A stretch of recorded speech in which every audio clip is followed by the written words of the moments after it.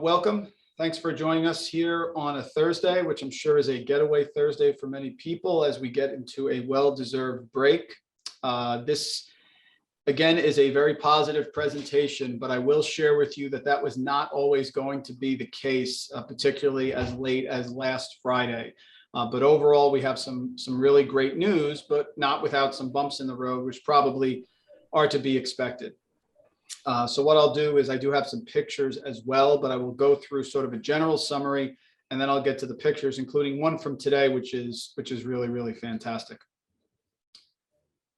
So construction has continued. Some people have actually come by the outside of the building and they saw that we had some deliveries this week, which are great. Actually, univents were delivered this week, so I'm getting into that shortly. We continue the floor prep work for the new floor in the classrooms, and I have pictures of that. It is about 60 to 70% completed. So that is really essential because when you walk into the room, once that floor is down in those classrooms and the offices, you start to get the feel that we are getting back to normal. They put a skim coat in some situations in the science labs, a skim coat there for the cement, and then they put the floor on top, but they're working rapidly. There were a tremendous amount of workers this week at the building. We have continued installing the tiles throughout the classrooms and the floors. The drywall and soffit work, that is the work in the hallway above the lockers, that is 100% complete. So the drywall and all of the soffits are complete. The framing of the soffits, which are metal, remember, above and below, those are 100% complete as well.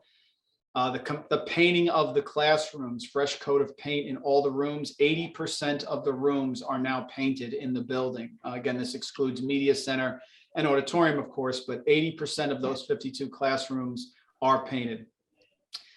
We are continuing the reinstallation of the lockers. We are basically at the last couple and 100% in essence complete with the lockers across all the buildings. And again, I know people have said they don't need lockers to return to school. I used to have the old backpack and trapper keeper, but that has to be secure in order for us to get approval for the temporary CO.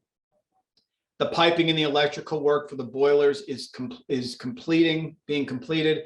80% complete for the piping, and about 30 to 40% for the electrical. That takes a little longer, of course, but the piping is critical because what we want to be able to do is to pipe in heat, if necessary, to rooms as they're getting completed. So we're working on that as well. We continue the preparation of the existing walls for the classrooms. That has continued. The floor tile for the classroom areas, we've received all of that. So that is actually all on site. So not only are we going through and have about 60% of the floor prep completed, we have all of the tiles needed for the flooring on site already, which was a huge step forward because, of course, delays we never know. We've contracted with Sal Electric for the electrical contractor work related to the casework and the furniture, things such as the science tables and the lab tables, which have specific electrical concerns. Those were done, and we continued with our project meetings as well. This week, here are some things that have occurred. Of course, the floor prep, the tiles are being installed. We finished the painting, taping and spackling of the sheetrock. And then the big news was late last Friday, we actually received word. And again, this goes back to the transparency issue that I will always have with you. We received word that the univents were 7 weeks delayed. Remember, we have in essence 3 shipments of univents that are coming in, one the first week in June, one the first week in July, one the first week in August. So we were told on Friday that the first shipment would be 7 weeks delayed, putting us into mid to late July to even receive a univent. My reaction to that and Dawn's reaction to that cannot be repeated on this call. But we went and contacted, obviously, our project manager as well as all the companies and said, this is just not acceptable. There was a delay with parts. There were 2 small parts that were coming from China that were coming over and being placed inside of the univents, and those were delayed because of COVID delays in manufacturing.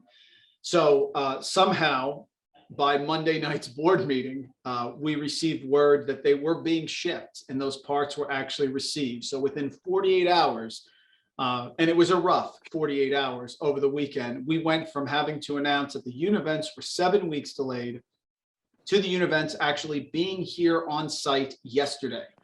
They were delivered. So however that happened, whatever needed to be done, it was done, which was great. So we have absolutely no reason to think that there will be other univent delays that could happen, but it certainly was a step forward to receive the first batch earlier than the first week in June, which was our deadline. So those are 19 univents, which means 19 of those boxes that are necessary to be placed in the rooms to conduct the heat and air are actually on site and being installed, which is amazing. We have more coming, of course, in July and August. We have no delays for the doors in July. That is on schedule, but I do have good news about a backup for that as well. Furniture, all the furniture has been ordered for the entire district. That is expected mid-July for the high school, middle school. We are rebuilding the cubbies in the music room. These are the little details that we need to go through. Of course, music program, one of the most popular programs that we have here in the district. The fact that we're at that level of specificity is a huge positive. The drawings for the media center and auditorium are being finalized. We'll be going out to bid for that in July. Again, we anticipate completion in January. We've continued our flood mitigation plan. So not only have we made progress in initial approval to build a wall, either a cement or a brick wall around the outside of the building that would match in style and pattern to what we currently have. Not only do we have that, but we're finalizing plans to have retaining items on site, such as Tiger Dam or the rock wall retaining site, just to protect us as we go through the summer as well. So it's really a two-phase mitigation plan. One is to have those items on site immediately before July in order to protect the school, and then to finalize and have a rock wall gone throughout the entire building outside as we move forward with the help of FEMA, of course. Moving on, engineering companies, of course, are making final suggestions, fine tuning for the mitigation outside. That'll be coming shortly. The FEMA application for our final restoration is being costed by FEMA. This is another step in that process. Any questions on that? Dawn is on the call. She can give you a little more detail, but we anticipate getting $900,000 in the next few weeks in cash receipts from FEMA. So it's nice to have some of the money actually coming back from FEMA now. We pleasantly got a chance to start talking with the union about having staff members return to the building. We are estimating at August 1st for a safe return for our staff members, our teachers, everyone in the building to come back, check out, get settled. And I want to say thank you to our staff, which again is the best staff in the world, in my opinion, that they are willing to come in the summer and to help out. That's something that should not go unnoticed, wouldn't happen in many districts. So our staff is great, and they're ready to come back in. And it looks like we should be able to get that back in early August to start preparing the classrooms and getting ready for a September opening. We're working on the final air testing. Remember, we talked about cleaning the fin tubes and making sure that before we have students and staff back in the building, that we have to pass air testing. That will be coming as well. And then 3 quick things. And then Dawn, you can maybe talk a little bit more about FEMA. 3 quick items. Number 1, the ceiling tiles. So all of the ceiling tiles above the lockers were lost to the flood. So we made a decision, of course, is that we don't want to put brand new ceiling tiles on the sides of the hallways while keeping the old ceiling tiles in the middle of the hallways, because aesthetically it just would not look great. So we have completely ripped down all of the ceiling tiles, and those are being replaced. That will not delay us opening, but it's just a style difference that was brought up at Monday's meeting that we want to make sure you understand. It's not that we're looking to upgrade to fancy ceiling tiles, but it just aesthetically would not look good to have new ceiling tiles on the outside of the lockers with the old ceiling tiles in the middle. So if you walk in the building right now, when we're in there, all of the ceiling tiles are down, but those can be quickly replaced. I was able to meet with Bob Rush. Bob Rush is the building inspector that is assigned to Cresskill. Myself, Kevin Whitney, and Tom Shalacy, our B&G director, walked the building with Mr. Rush, and it's his job to give us the CO to occupy. He was the gentleman who gave us the CO for St. Therese. So it's his job before we get to the DOE to make sure that he approves the building. He was very pleased with the progress overall. and was very happy with the progress. And he brought up a couple key points that I think are worth mentioning. Number one, he said that if the doors do get delayed, which again, they're on schedule, but if there was some problem with the doors, he has no problem if the old doors are sanded down to make sure that they can open and close in a safe manner.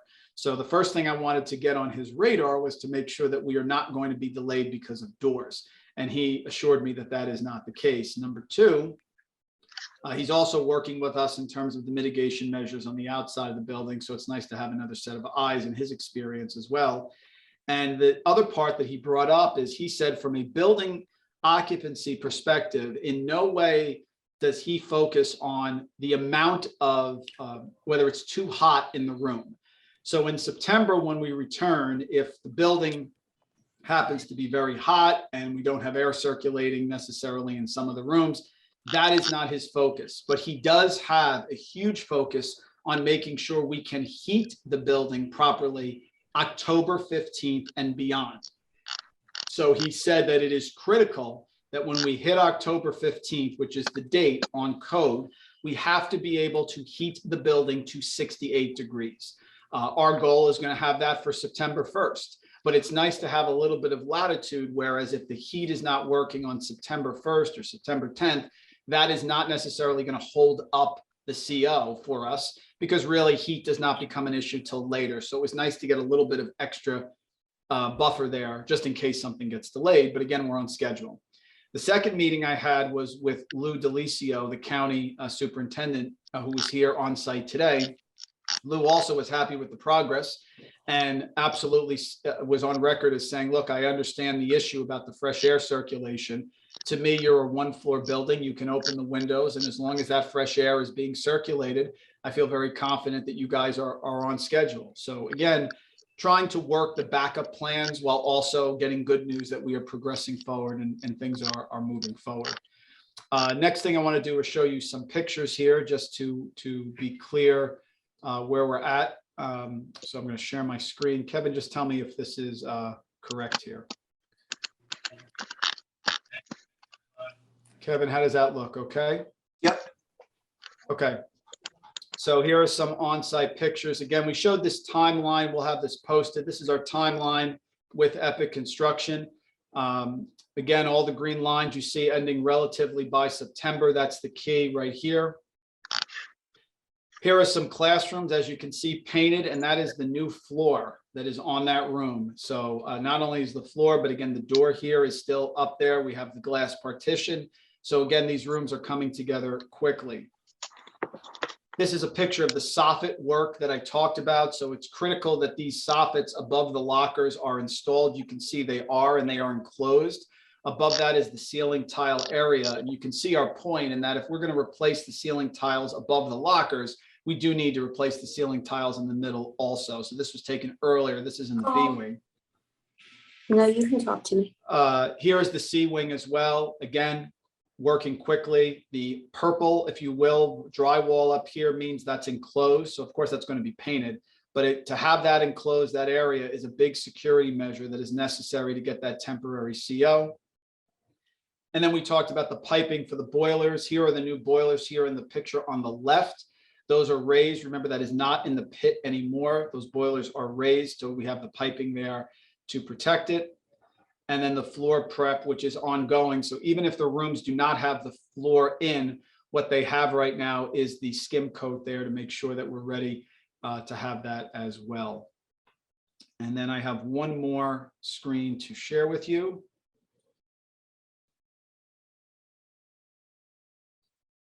Kevin, can you see that? Kevin, how does that Yes, look? yes. Good. And so this was sort of what I'm going to have a glass of wine to later tonight. This is the floor of the cafeteria. The floor for the cafeteria is in. As you can see, we have some school spirit there with black and gold.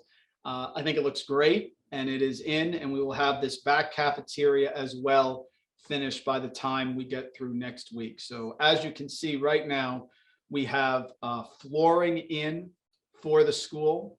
We have the cafeteria flooring in. We have walls painted. We have the drywall up, the soffits for the lockers. Things are progressing very, very nicely. Dawn, you want to just talk about the FEMA money? You said the costing of the FEMA for the project, please. Sure. The way the project works is we submit our application. It goes through multiple levels at FEMA. And right now, the current level it's at is that it's being costed, which means they are determining what the appropriate costs should be. At the end of the day, actual is what prevails. So they'll estimate it to be 5 million. If we spend 10, we'll submit for reimbursement request for 10. But they have to come up with an initial price to begin with. So this has been ongoing about 4 weeks now. We're still waiting. I don't know how much longer it will take, but it's at the stage where they're costing it, which is pretty close to the final stage. So yeah, thanks, Dawn. So overall, great news, everyone. Last Friday night was not great news. Having to report to you there was a 7-week delay was not going to be something I was anticipated that I was going to have to do, but it worked out and we've moved forward and the univents are on site and the rooms are getting prepared and the furniture has been ordered. So we're very excited about that. So feel free to put in some questions here. I'll answer in the chat. First question here, does 19 univents on site mean 19 classrooms are potentially done? What else needs to be ready for use? Also, how many classrooms are needed minimum to open the school?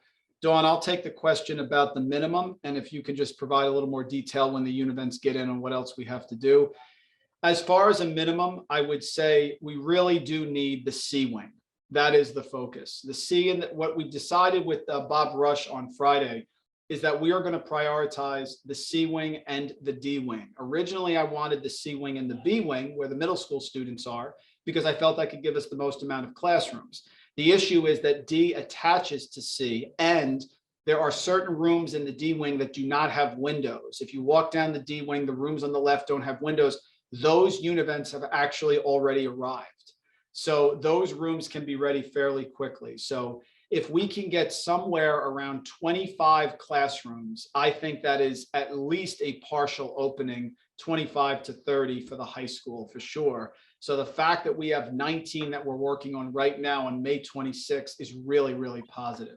Dawn, anything you want to add about what else would have to be done to the rooms after the univents? Sure, I just want to delineate that the 10 of the 19 are vertical, which are in our science labs.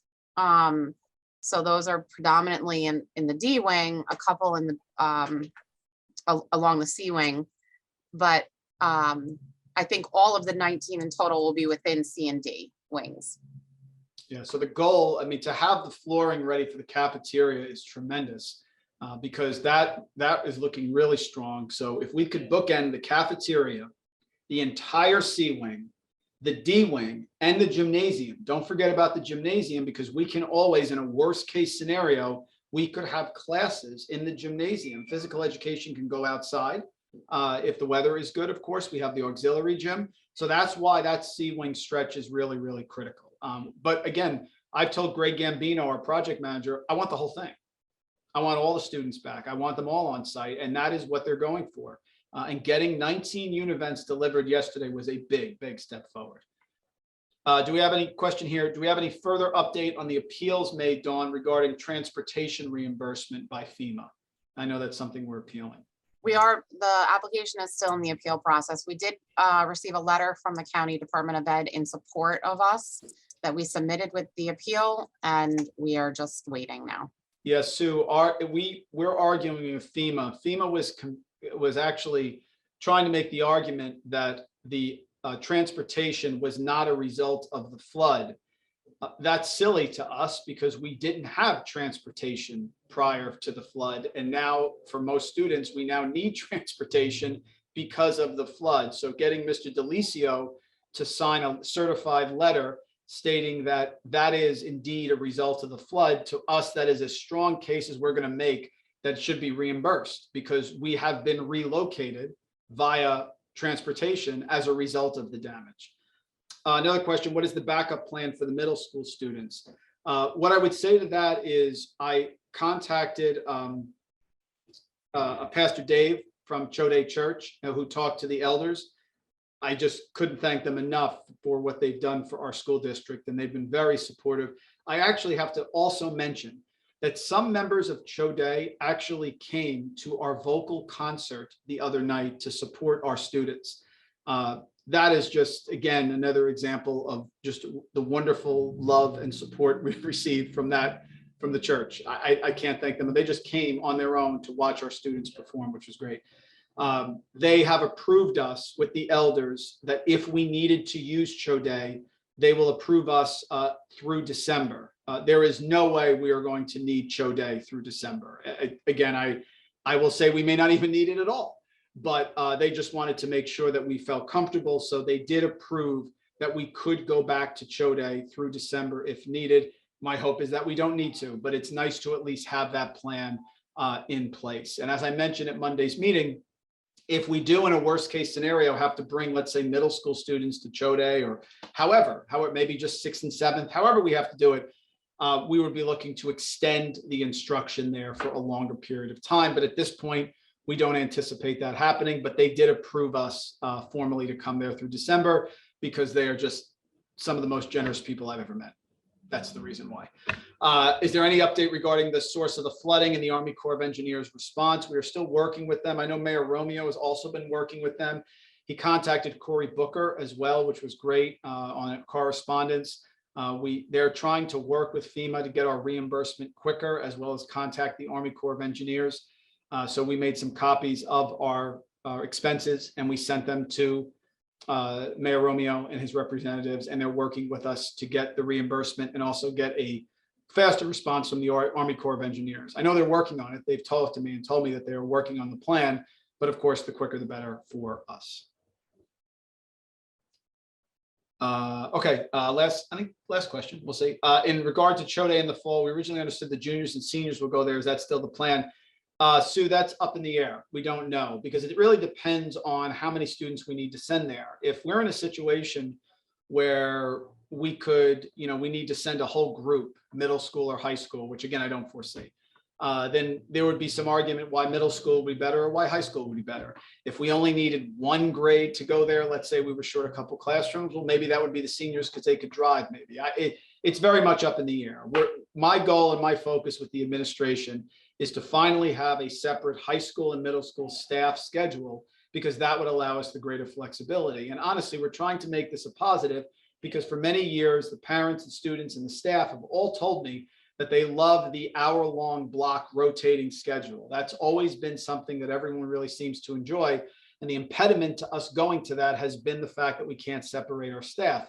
That's what we've worked hard to do. So I don't know, Sue, who would go there yet. A lot of it depends on what's available. But the fact that we have 19 events prior to June, to me, 19 down, 33 to go. So I'm hoping that no students have to go there because, of course, if it's in Cresskill and we don't have to worry about transportation, not only is that a financial relief, but it also gives us the flexibility to schedule it however we want.